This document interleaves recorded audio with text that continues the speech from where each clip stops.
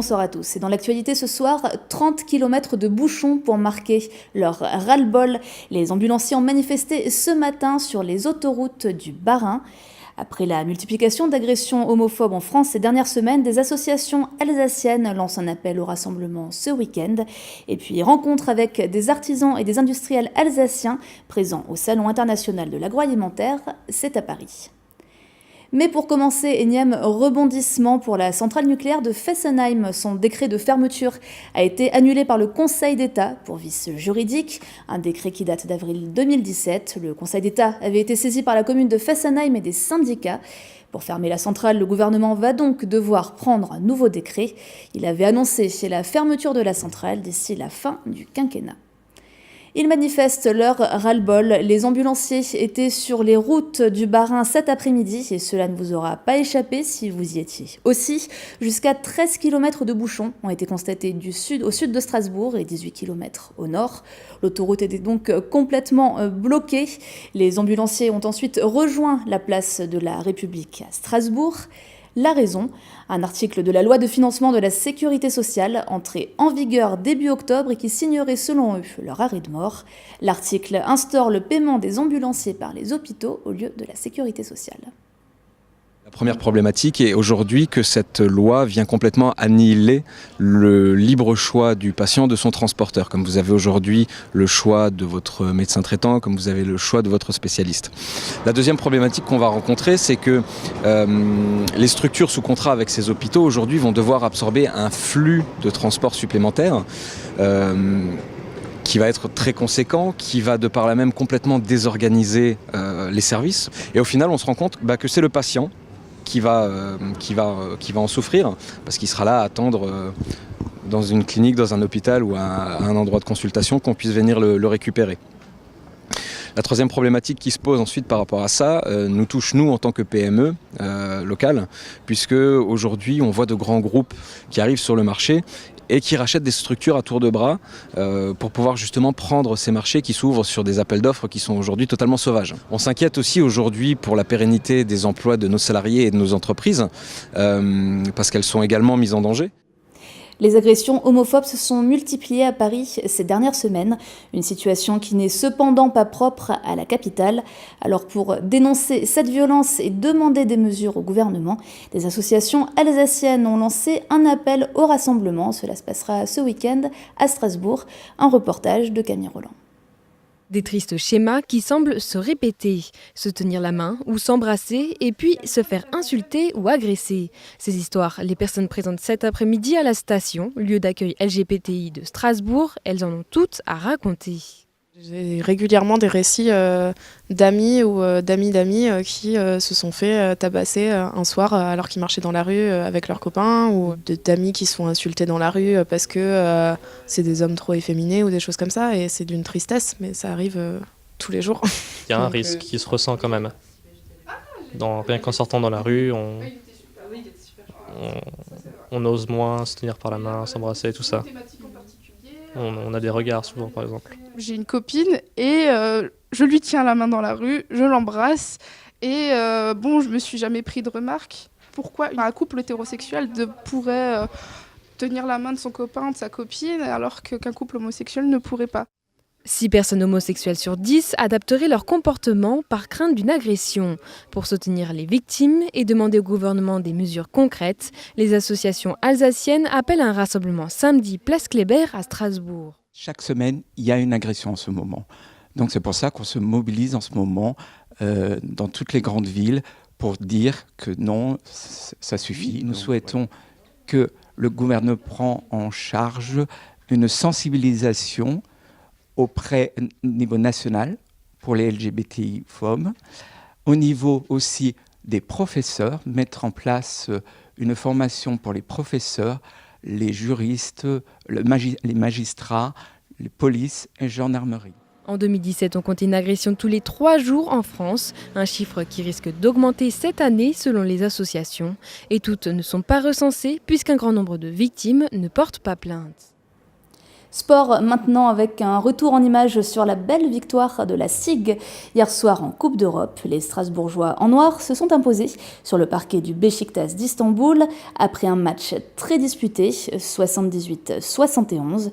La SIG a pu compter sur un grand Youssouf Afal, son pivot, de retour de blessure, qui a marqué 17 points et pris 10 rebonds.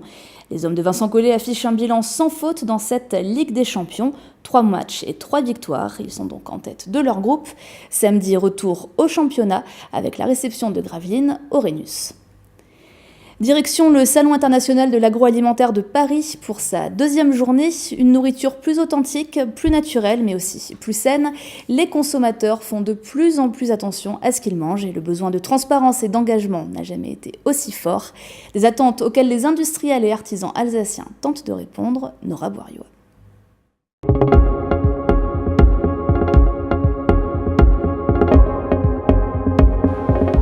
Vinaigre, pâtes, foie gras, bière, choux, des produits 100% made in Alsace au Salon international de l'agroalimentaire. Pour tenter de contenter des palais à la recherche de produits goûteux et naturels, les industriels alsaciens font valoir leur savoir-faire, comme le meunier et boulanger Jean Kircher.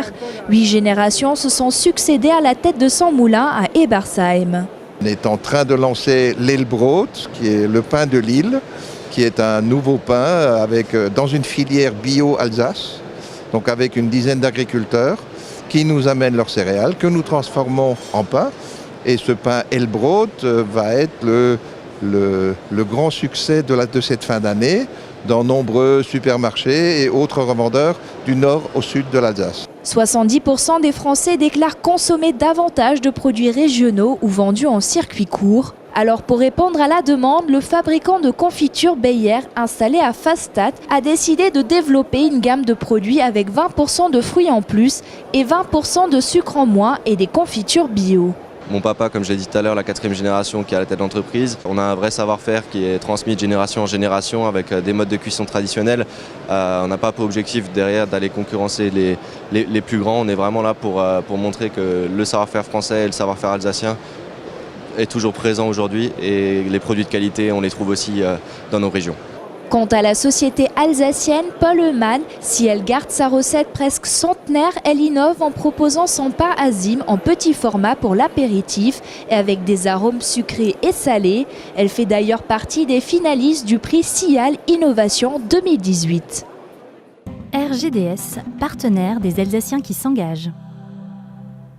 Et dans l'actualité de l'Eurométropole de Strasbourg, le Festival des entreprises Innovia, et puis rencontre avec 2 Strasbourgeoises qui n'en finissent plus de courir pour la bonne cause, Cécile Motz et Camille Roland.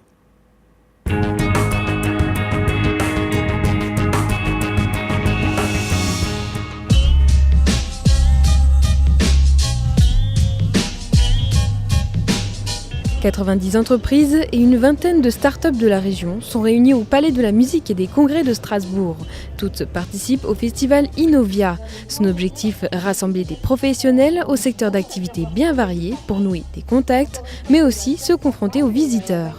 Le salon Innovia, ça fait plus de 10 ans maintenant que ça existe. Et ce qui change, c'est qu'on a voulu, encore une fois, favoriser les échanges par déjà un geste fort, c'est qu'il n'y a plus de cloison. L'idée est de rassembler les gens physiquement et du coup, la rencontre a de plus en plus de valeur. Ensuite, pour favoriser les échanges encore plus et se présenter justement aux autres exposants, on a mis une scène centrale où là, on propose à tous les exposants de pitcher en fait leur activité. C'est un bon exercice et c'est l'exercice qu'on va faire pendant 2 jours sur le salon. Et ça, du coup, c'est une nouveauté. En parlant de nouveautés, justement, il y en a une qui intéresse particulièrement les startups. Un jeu concours a été mis en place. Le principe, réaliser des clips vidéo de chaque startup présente sur le salon, les diffuser sur les réseaux sociaux et attendre celle qui réunira le plus de likes du grand public. Gagner l'opportunité de revenir au festival l'année prochaine, en plus de dotations et d'une campagne de communication, c'est ce que recherchent ces jeunes entreprises. C'est mon premier salon et je voulais gagner en visibilité par rapport au projet que j'ai ici. Je suis en train de créer la Cité de la Chimie. Donc il y a un mélange entre un musée, des laboratoires partagés pour les entreprises et un cluster d'entreprises. Je soutiens les entreprises sur les actions de prévention, par exemple sur le document unique, l'évaluation des risques, le risque psychosocial ou la qualité de vie au travail. Je suis le créateur donc d'une gamme de jeux qui s'appelle Préven Action, qui est présentée lors du festival Innova. Et je vais vous parler du Buloscope, donc qui est un espace de ressourcement d'entreprise. L'idée, c'est que pendant la pause, les personnes peuvent venir dans le Buloscope et choisir sur une tablette interactive en fonction du besoin du moment. Donc soit elles sont un peu speed, elles ont besoin de se relaxer, soit elles sont un peu à plat, elles ont besoin de se booster. Et puis l'idée, bien sûr, c'est de me faire connaître. Jusqu'à demain, les entreprises pourront partager leur savoir-faire pour peut-être créer des partenariats, mais surtout agrandir leur réseau. L'édition de l'année prochaine est déjà en préparation avec toujours le même objectif, booster la visibilité des entreprises alsaciennes.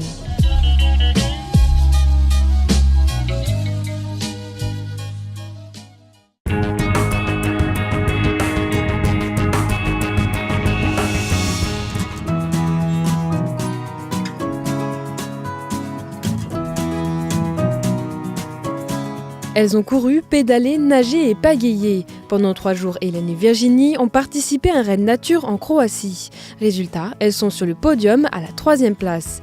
Ces mères de famille et amies dans la vie se sont lancées ce défi sportif et humain et elles n'en sont pas à leur première aventure. C'était donc en Californie en novembre 2016. C'était des équipes de 2 et c'était la première fois que le raid s'ouvrait aux équipes de 2. Donc du coup, on a foncé et puis on y a goûté et maintenant c'est dur de s'arrêter parce que c'est des moments tellement forts émotionnellement et physiquement que ça procure effectivement pendant une semaine beaucoup de choses. On se dépasse, on va au bout de soi-même, on fait de belles rencontres. Leur rêve, organiser un jour un raid alsacien. Au-delà du défi sportif, ces courses sont aussi l'occasion de soutenir une association caritative. On a l'occasion de faire plein de choses dans notre région, de belles courses, mais ce raid-là, en tout cas ces raids-là, c'est pour nous important de les porter au travers d'une association locale. Et cette année, on a décidé donc de soutenir l'association Mécénat Chirurgie Cardiaque. C'est une association qui prend en charge des enfants qui sont atteints de malformations cardiaques et qui sont accueillis en France, puisqu'ils viennent principalement de pays sous-développés. Ils sont accueillis en France dans des familles d'accueil bénévoles. Et le duo ne tient pas en place. Après la Laponie et la Californie, elle pense déjà à la suite. Un trail au Mont Blanc et les raids de l'île d'Oléron et du bassin d'Arcachon.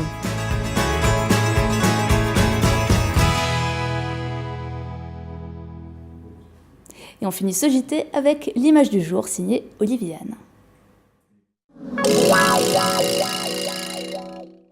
Voilà bien des années que le Tour de France n'avait pas fait la part aussi belle à l'est de la France et évitait soigneusement l'Alsace. En 2019, nous aurons non seulement une arrivée à Colmar, le 10 juillet, mais aussi un départ de Mulhouse le 11. Cette étape du 11 juillet sera d'ailleurs le premier temps fort du Tour, avec les ascensions du Markstein, du Grand Ballon, du Ballon d'Alsace, avant une arrivée au sommet de la planche des Belles Filles. Jean Rotner, lui, se félicite que ce Tour 2019 reste 6 jours dans le Grand Est.